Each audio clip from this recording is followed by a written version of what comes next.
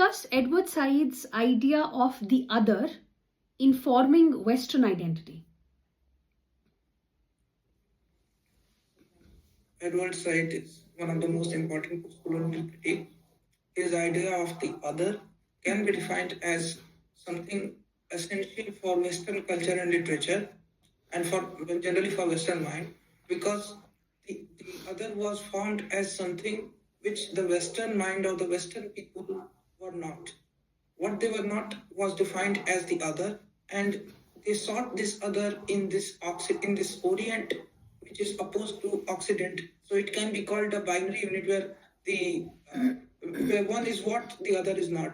So the other is often the concept of other has been of particular importance in Western literature, as the other is seen as something primitive, irrational, and inferior to the Western people.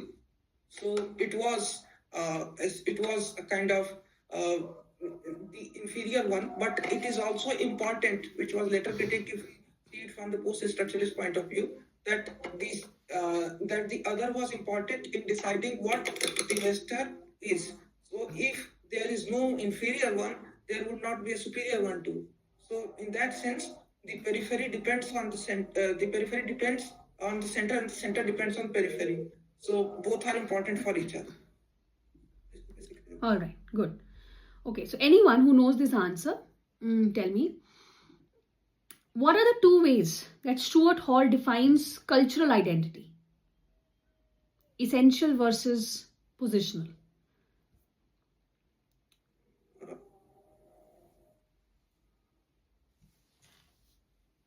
Is it in the context of race being a floating signifier?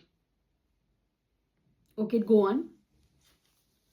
So, ma'am, he intersects or he says that identity and race, all of these are social as well, socially constructed, as well as our own understanding of it. So I think essential, and the other term you used was positional. Sorry, ma'am? Positional.